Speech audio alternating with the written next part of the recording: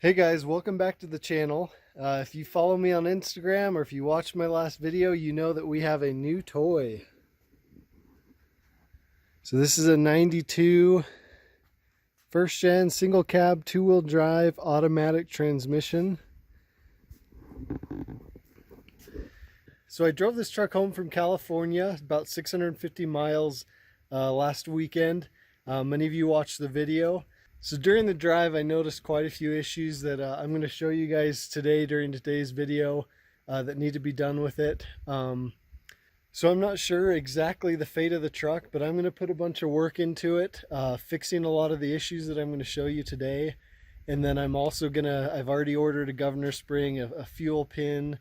I'm going to do a timing bump on it, a lot of just the basic modifications so I can show you guys how to do it on your truck.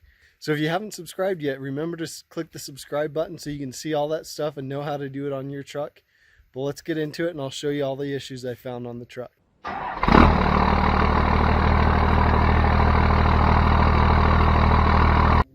Alright, so first my impressions, I was pretty impressed that this truck did so well the whole drive back. But a couple things we need to address straight off the bat.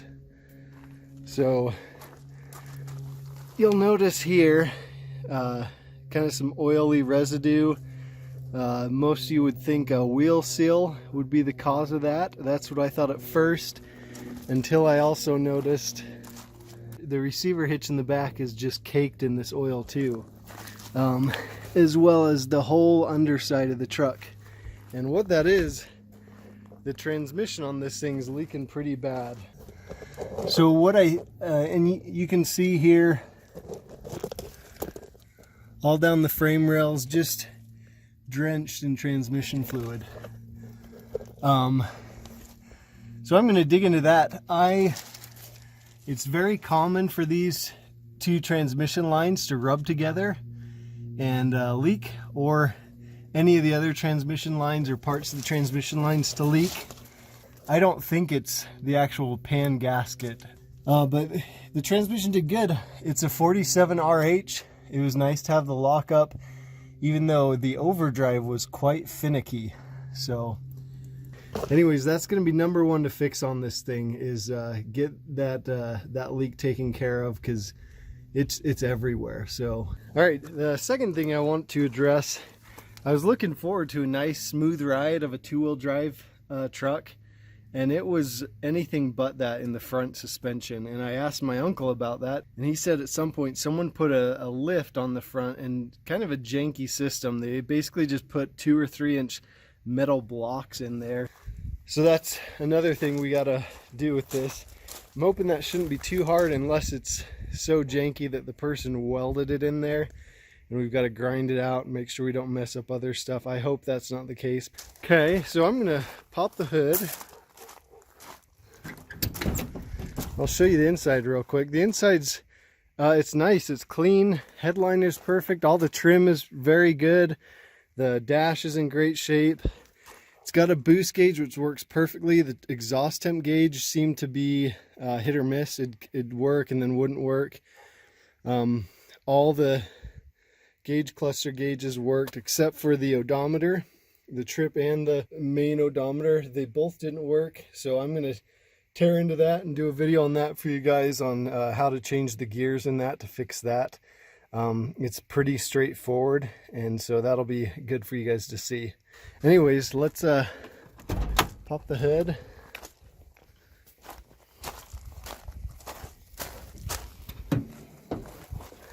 That leads to the next thing. This thing needs to be cleaned out thoroughly. It doesn't look like it's got really any major oil leaks, which is nice. But there's just kind of cat fur and gunk and dust all over the place.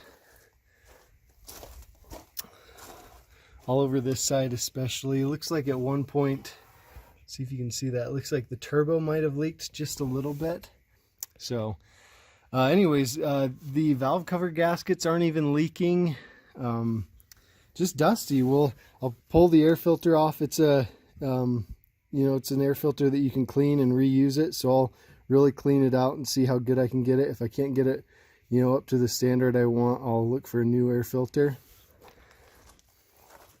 All the wiring's really clean. I mean, you know, if you haven't seen my video on deleting the FUSIBLE links, this still has all the stock FUSIBLE links.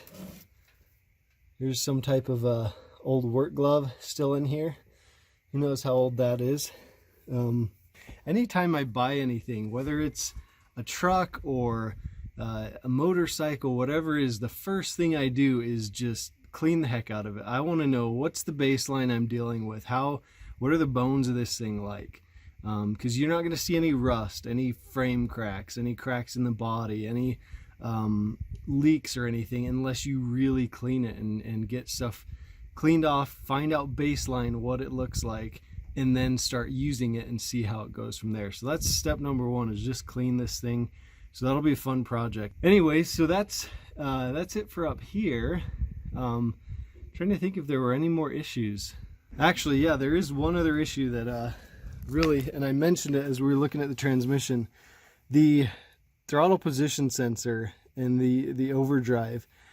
I think it was the overdrive that was the issue and not necessarily the lockup, because I could lock it up in third gear and it would go, but I had a hard time getting it into overdrive when it was locked up, or getting it into overdrive and then locking up. So you can see I pulled this grommet out. I adjusted the throttle position sensor with my voltmeter before I left, because I didn't want to have to drive it home out of overdrive, and it helped a little bit. But we're going to look at another option, either running the overdrive on a toggle switch right next to the lockup switch, or doing a potentiometer, DNR Customs TPS delete. So both are good options. The TPS delete's nice because you just don't have to think about it. You don't have to do anything. So we're going to do one of those two options. Throttle position sensors are just a pain in the butt. So I'll also be upgrading the headlights. These are just stock headlights. I upgraded the headlights on my crew cab and found some that I really like. So that'll be nice to have that done as well.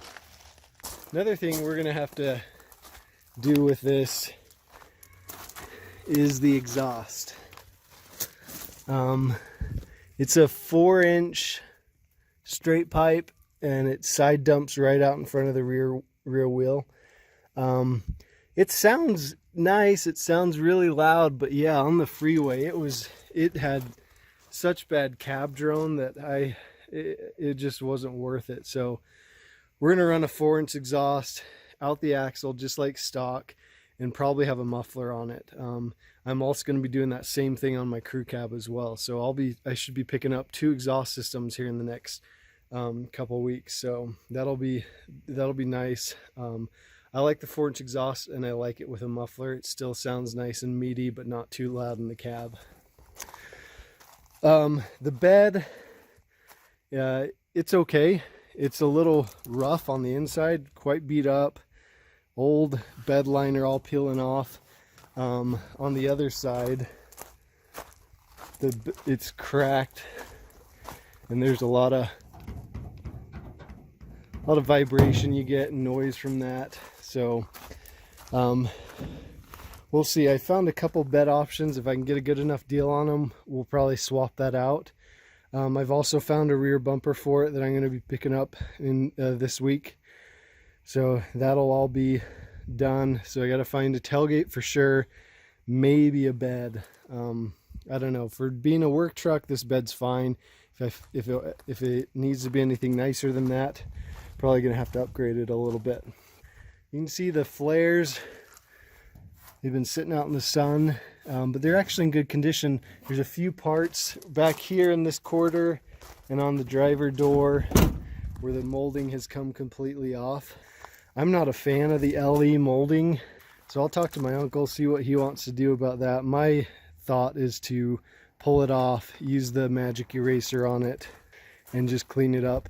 But on this truck, I do like the fender flares, so I might leave those on there. This one that's really faded, I've actually got a whole set of fender flares in my garage from my crew cab that I can replace any of these. So might just leave those flares on there because I like them on this truck with the white. So besides that, it just needs a good clean. You can see the hood is just It's almost got a black hue to it, and that's just dirt and dust. So we're gonna clean that up.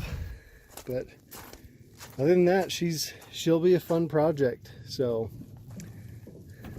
well, there you have it, guys. That's the new truck for the channel. Should be a fun project. Remember, subscribe so you can see everything we're going to do to the truck. I've got a fuel pin and a governor spring going to be showing up early next week, so we'll be doing that as soon as possible. So I know many of you would like to do that to your trucks, but there's a lot of issues you can run into if you do it wrong, so I'll be showing you exactly how to do it right. Thanks for your support, and we'll see you guys in the next video.